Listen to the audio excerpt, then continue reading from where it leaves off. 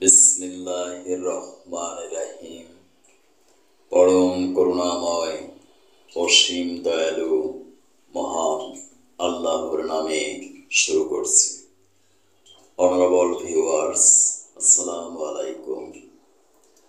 বিশ্বের যে প্রান্ত থেকে আমার আজকের স্বাস্থ্য সংবাদ অনুষ্ঠানটি দেখছেন, digital biochemic medical college and হসপিটালের পক্ষ থেকে সকল দর্শক শ্রোতাদেরকে জানাচ্ছি আন্তরিক অভিনন্দন।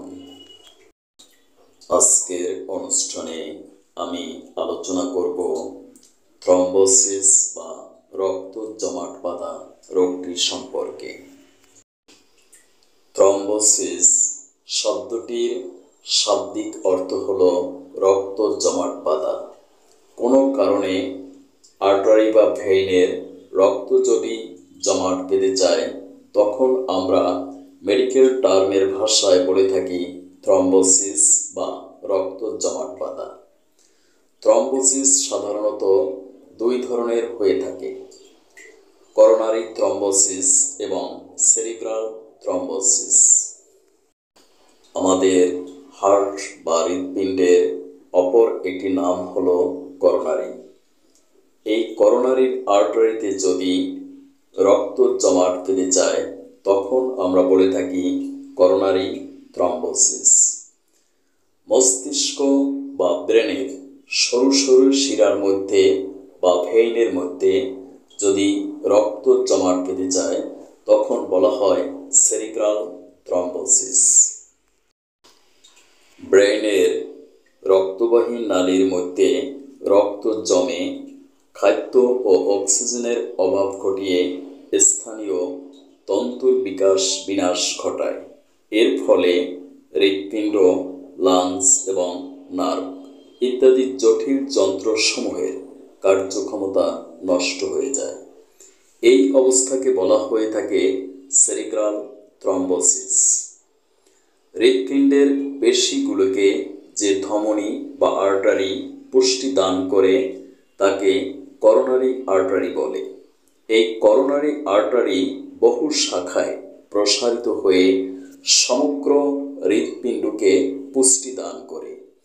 কিন্তু শরীরের অন্যান্য ধমনীর সঙ্গে এর পার্থক্য এই যে এগুলির একটির সঙ্গে আরেকটির কোনো সংযোগ বা যোগাযোগ নেই।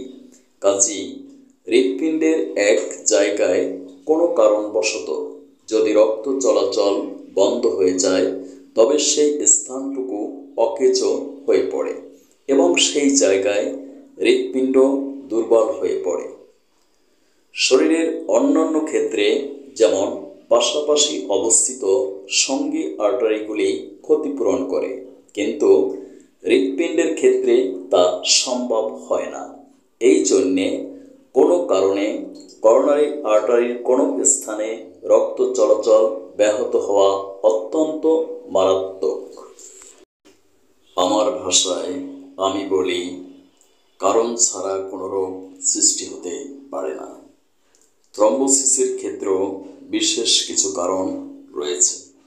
অন্যতম প্রধান কারণগুলো হলো রক্তের মধ্যে কোলেস্টেরলের পরিমাণগত পার্থক্য। রক্তের পরিমাণ বৃদ্ধি পেলেও এই রোগ হতে পারে। এছাড়া শিরা বা ধমনীর সংকোচন বা কনস্ট্রাকশনের ফলেও এই রোগ হতে পারে।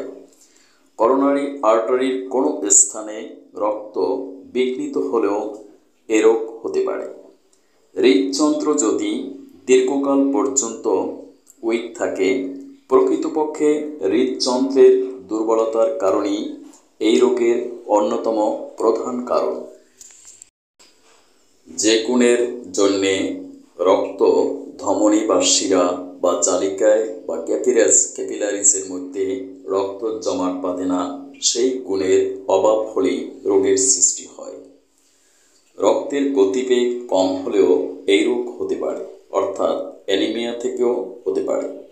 শিরা ও ধমনীর মধ্যে চর্বি জমে, অর্থাৎ এইসব শিরা বা ধমনীর স্নায়ু কাজের অভাবে দুর্বলতা বা কর্মহীনতার ভাব দেখা দিতে পারে।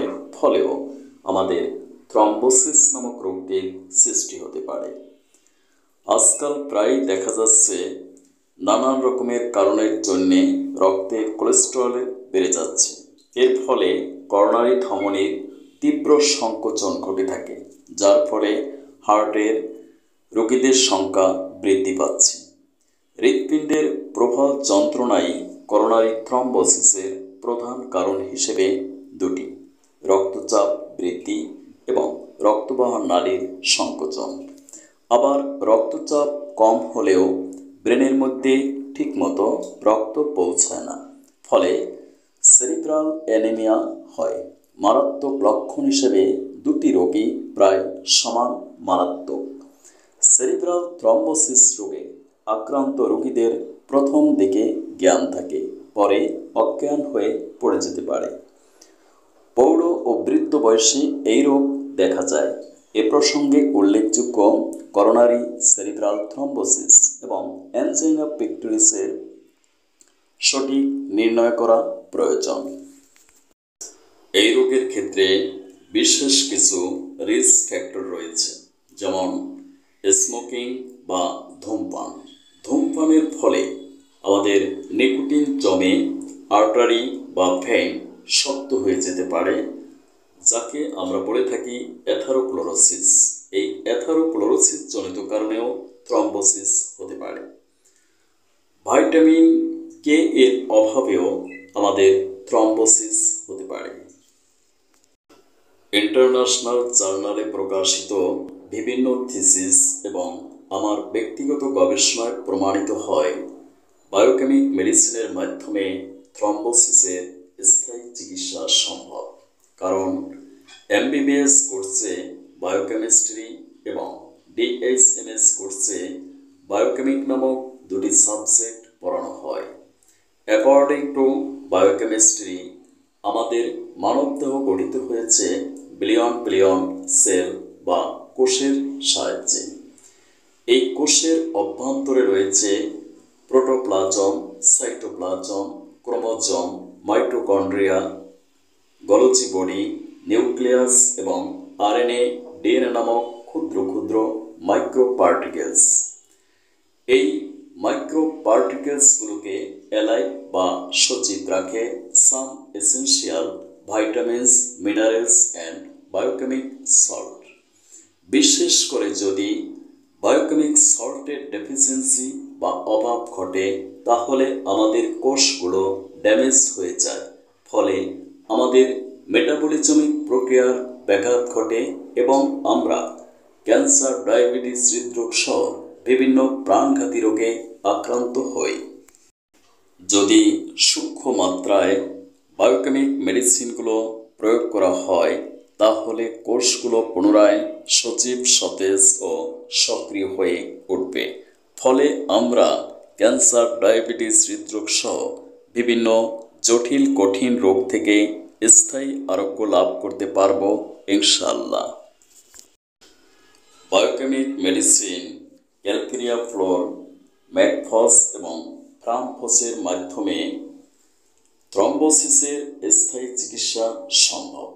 আমি বহু পেশেন্টের উপর প্রবীণ করে দেখেছি বায়োকেমিক মেডিসিনের মাধ্যমে যে কোনো রোগের স্থায়ী চিকিৎসা সম্ভব।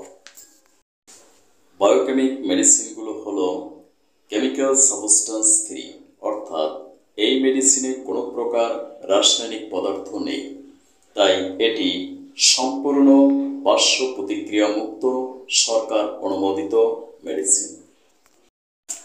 রিমেম্বার মাইন্ড, এই মেডিসিনগুলো কখনো নিজে নিজে ফার্মেসি থেকে ক্রয় করে খাবেন না, কারণ মেডিসিনগুলো হলো পটেন্সি বা শক্তিকৃত মেডিসিন।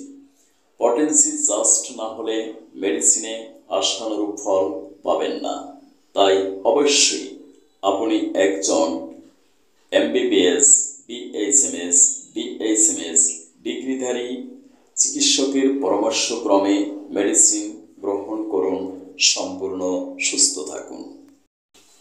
স্থায়ী চিকিৎসার জন্য যোগাযোগ করুন আমার প্রতিষ্ঠিত প্রতিষ্ঠান digital biochemic medical college and hospital, অথবা আমার চেম্বার লালবাগ হাসপাতাল ও diagnostic centre, Lalbagh, Dhaka.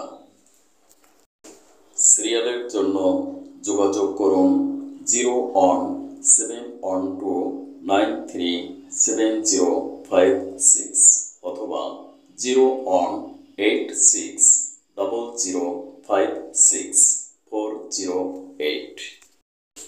Serial ছাড়া কোনো রোগী দেখা হয় না। আমার ভিজিট 1800 টাকা।